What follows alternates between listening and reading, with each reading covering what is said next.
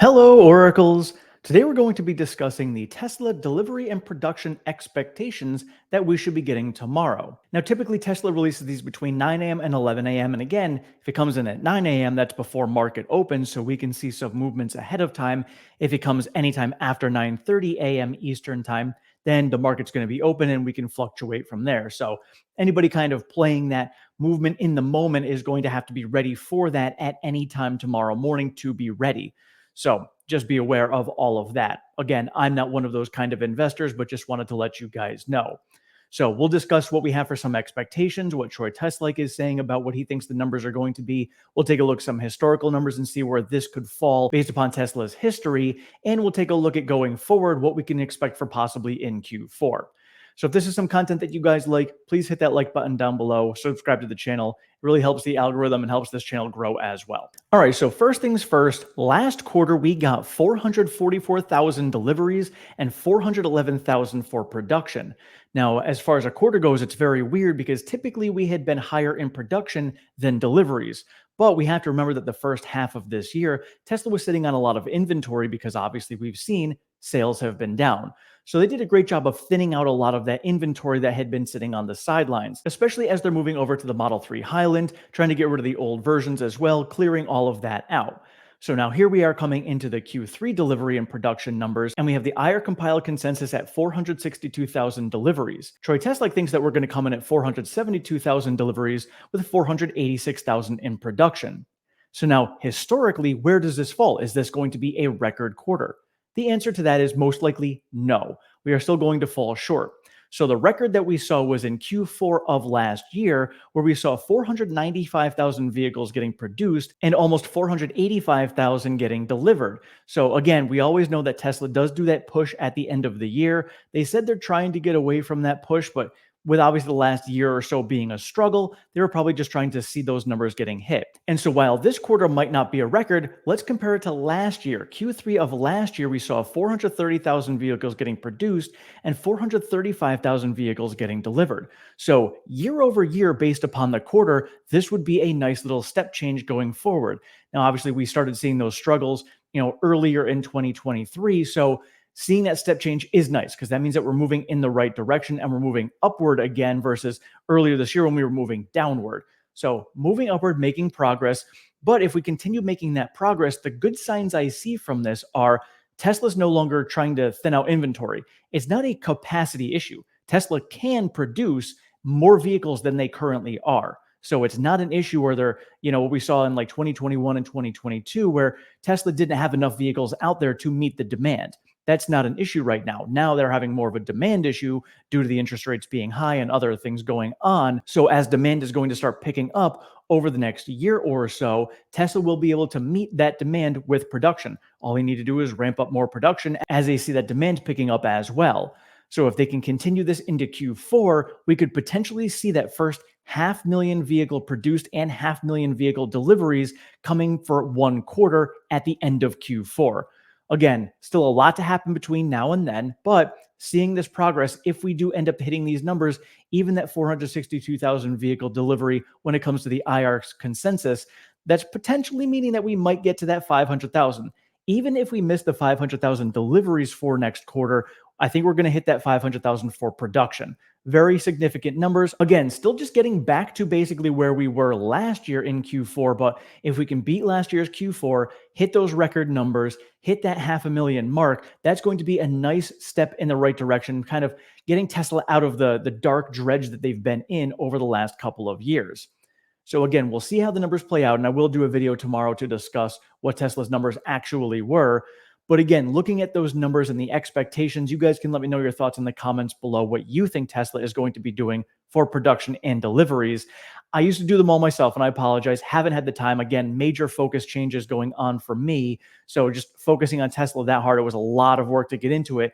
And I highly respect all of you guys who do that. And obviously, Troy Teslake is a huge one that's been doing that in the community for quite a while now.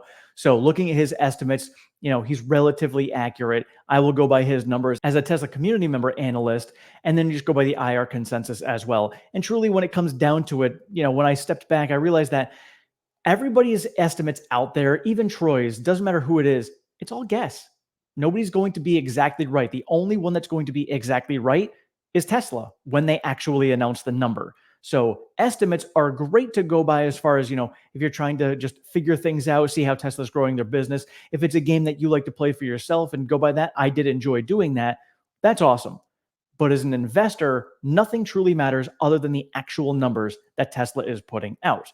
So great to discuss all this. And again, you guys can, let me know your thoughts in the comments below as to what you think it's going to be, which way you think the stock is going to move.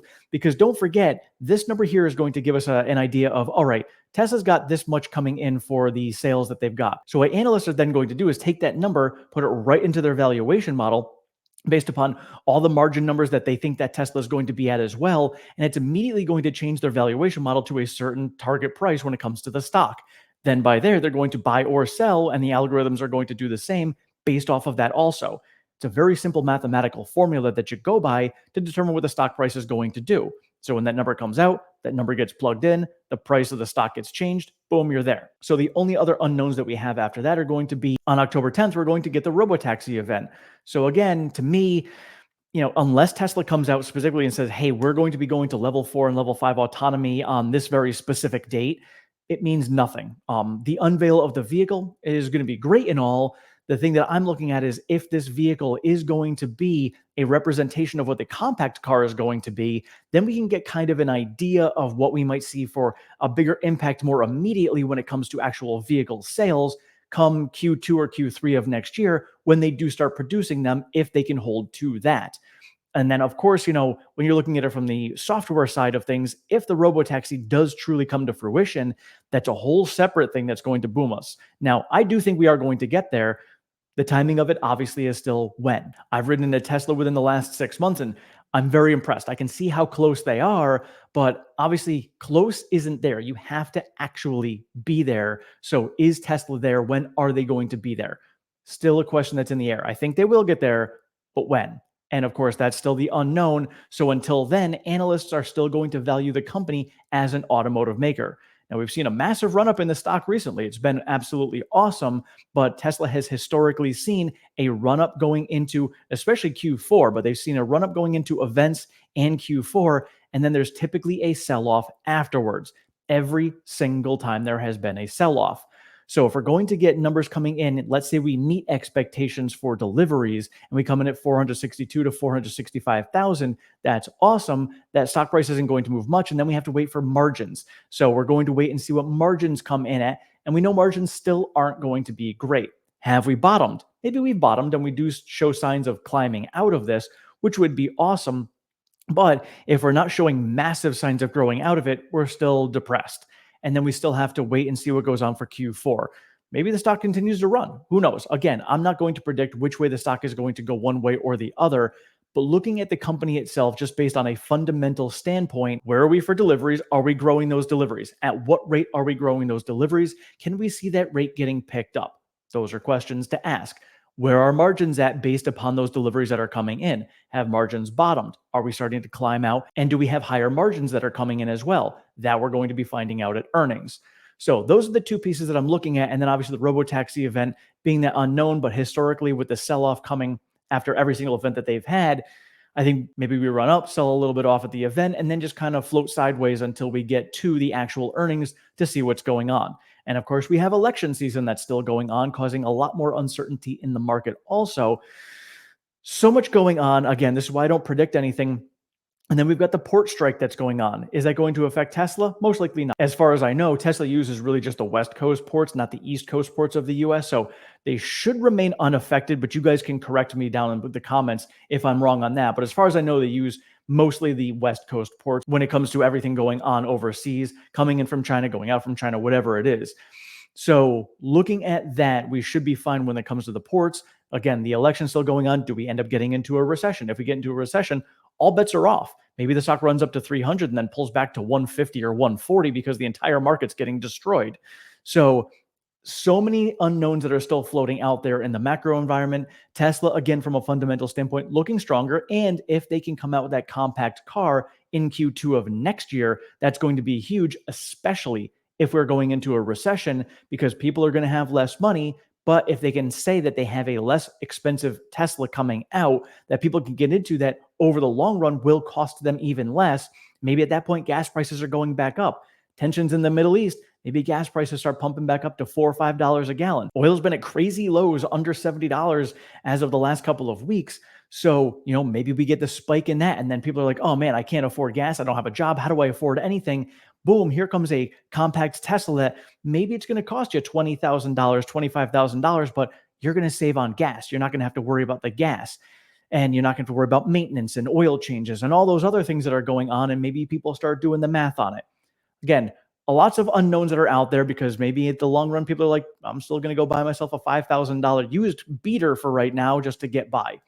So many different things that are going on and just some information pieces that I want to take in. But again, the expectations for tomorrow are showing nice growth when it comes to Tesla, both quarter over quarter and year over year for the quarter, looking nice. So let's see what we actually come out with tomorrow morning. Thank you guys so much for watching. I appreciate all the support. Have a great one.